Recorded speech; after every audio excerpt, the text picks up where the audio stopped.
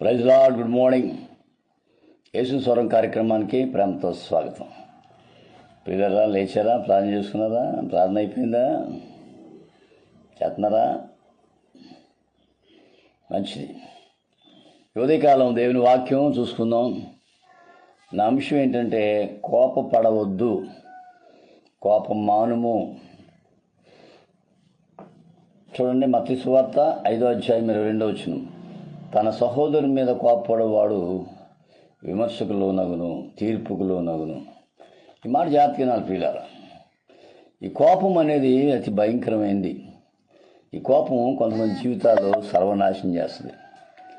ఈ కసి, కోపము, అసూయ ఇది చాలా భయంకరమైన వ్యక్తిని నాశనం చేస్తాయి. కోపపడాలి కానీ పాపం చేయకూడదు. కోపపడి పాపం చేయకూడదు. కనుక కోపం అనేది మనం బహు జాగ్రత్త కలిగి ఉన్నాం. సహోదరి మీద కోపపడేవాడు విమర్శకు అంటే తీర్పుకు లోనవుతాడు. కోపం అనేది చాలా భయంకరమైనది. చూడండి, ఒకసారి కయ్యను అర్పణం అంగీకరించలేదని కోపం వచ్చి హేబేలుని చంపేశాడు, సొంత తమ్ముడిని చంపేశాడు. దానివల్ల కయ్యను భ్రష్టుడైపోయాడు. తన కోపమే తన శత్రువు అని కొంతమంది అంటుంటారు. అది నిజమే.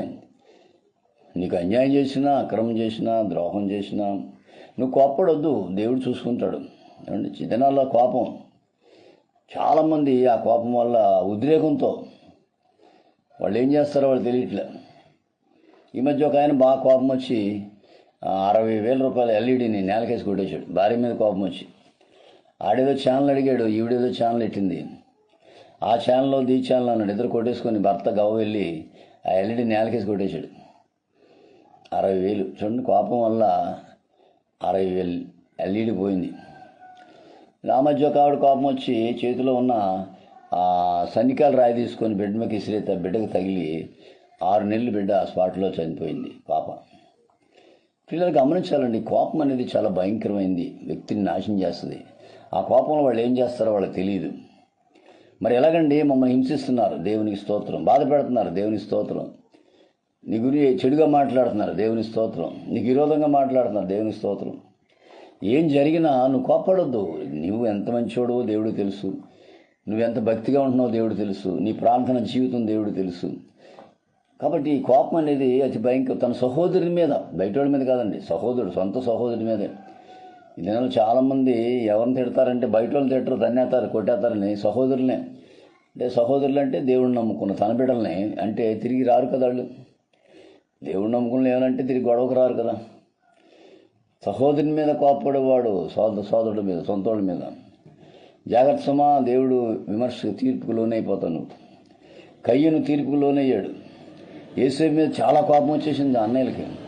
యేసేపు ఏం తప్పు చేయలా, రెండు దర్శనాలు వచ్చిందా? మరి అన్నయ్యలు దేవుడు దర్శనం ఇచ్చాడు, మీరు నాకు నమస్కారాలు పెడతారు, నన్ను అడుక్కుంటారని చెప్తున్నాడు దేవుడు అన్నాడు. మంచి మాట, దేవుడు ఇచ్చిన దర్శనం చెప్పాడు అంతే, తప్పుడు మాట మాట్లాడలేదు. అది బహుగా కోపం వచ్చేసింది వాళ్ళ తమ్ముడి మీద.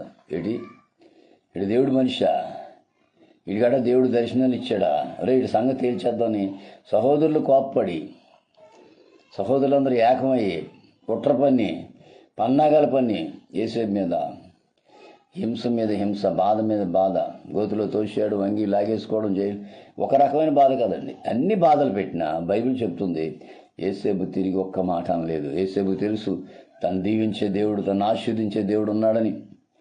కోప్పడిన ఈ అన్నయ్యలు ఒకరోజు దర్శనం ప్రకారంగా తమ్ముడి దగ్గర అడుక్కోవడానికి వెళ్ళారు. పిల్లలు గమనించాలి, నువ్వు సైలెంట్గా ఉండు, దేవుడు చూసుకుంటాడు. కాబట్టి కోపం అనేది చాలా భయంకరమైంది. నీ జీవితాన్ని నాశనం చేస్తుంది, నీ బ్రతుకుని నాశనం చేస్తుంది. ఒకవేళ నీకు అన్యాయం చేసినా, అక్రమం చేసినా, నీకు వ్యతిరేకంగా మాట్లాడినా కోపపడద్దు. మరి ఎలాగండి? దేవుడు చూసుకుంటాడు. పగ తీర్చడం నా పని దేవుడు అనలేదా? ఏమండి, ఆయన చూసుకుంటాడు. కాబట్టి ఉదయకాలం తన సహోదరి మీద కోపపడేవాడు విమర్శకు లోనవును, తీర్పుకు లోనవును. కాబట్టి ఎప్పుడు కూడా ఎన్నడూ కూడా ఇతరుల మీద కోపపడదు. ఒకవేళ కోపం వచ్చినా ఆ కొద్దిసేపట్లో మళ్ళీ భార్యాభర్తలు చాలామంది కోప ఆవేశంలో కుటుంబాలు విడిపోతున్నాయి, కోర్టులకు వెళ్ళిపోతున్నారు, పోలీస్ స్టేషన్కి వెళ్ళిపోతున్నారు. కోపం. కొన్ని కుటుంబాలు విడిపోతున్నాయి కోపం వల్ల, చంపేసుకుంటున్నారు కోపం వల్ల. ఏమండి, ఇద్దరు అన్నదమ్ములు ఆస్తి కోసం పొలంలో కొంచెం ఒక 20 గజాలు ఎంతో తేడా వచ్చిందని తమ్ముడు అన్నయ్యని పొడి చేశాడు పొలంలోనే. కోపం గమనించాలి పిల్లారా. ఈ కోపం మనిషిని పతనానికి తీసుకెళ్ళిపోద్ది. ఈ కోపం మనిషిని నాశనానికి తీసుకెళ్ళిపోద్ది. కాబట్టి మరి ఎలాగండి? ప్రభుకు అప్పచెప్పు, ప్రభు చూసుకుంటాడు. నీ మీద ఎవరు కోప్పడ్డారో వాళ్ళు ఒకరోజు సిగ్గుపడతారు. అయ్యో ఇతని మీద కోప్పడడం, ఈ మీద కోప్పడడం, నిజమే వాళ్ళని దేవుడు దీవించాడు, మేము ఎందుకు అనవసరంగా వీళ్ళ మీద కోప్పడ్డాం. ఈ ఉదయకాలం ఈ మాటలు వింటున్న ప్రియ దేవుని బిడ్డ, వద్దు, కోపం వద్దు, ప్రేమించడం నేర్చుకో. శత్రువుని ప్రేమించుడి, మిమ్మల్ని హింసించే వారి కొరకు ప్రార్థన చేయుడి. ప్రేమించడమే మనకు తెలియాలి, ఇంక వేరేది ఇంకేం తెలియకూడదు. మిగతా అన్నీ దేవుడు చూసుకుంటాడు. దేవుడు తెలుసు, దేవుడి కన్నా గొప్పగా నువ్వేం తీర్పు తీర్చలేవు. దేవుడి కన్నా గొప్పగా నువ్వు తీర్పు తీర్చలేవు, ఆయన తీరుస్తాడు ఖచ్చితంగా. కాబట్టి ఈ మాటలు వింటున్న ప్రియ దేవుని బిడ్డ, ఉదయకాలం ఒకవేళ ఎటువంటి కోపం కలిగి ఉన్నావు మానే. కోపం బీపీని పెంచుద్ది, కోపం టెన్షన్ పెంచుద్ది, కోపం డిప్రెషన్ పెంచుద్ది. ఎవరి మీద కోప్పడొద్దు. ఒకవేళ ఆఫీసులో ఉద్యోగం చేస్తున్నావా, నిన్ను ఏడం చేస్తున్నారా, నానా మాట్లాడుతున్నారా, కోప్పడొద్దు, దేవుడు కార్యం చేస్తాడు.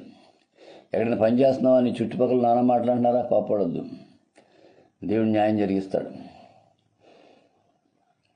కాబట్టి ఉదయకాలం మాటలు వింటున్న దేవుని బిడ్డ, ధైర్యంగా ఉండు, ఎవరి మీద కోప్పడొద్దు. ప్రభు నీ పక్షంగా ఉన్నాడు, నీకు సహాయం చేస్తాడు, ఆదుకుంటాడు, బలపరుస్తాడు. అటువంటి గొప్ప ధైర్యం లేదా విశ్వాసం, ఓర్పు, సహనం ప్రభువు నీకు దయచేయనుగా. ఆమె గాడ్ బ్లెస్ యు మీ సహోదరుడు pastor Ramesh Kumar, Rajahmundry. 9849864904. God bless you. దేవుడిని సమృద్ధిగా దీవించును గాక.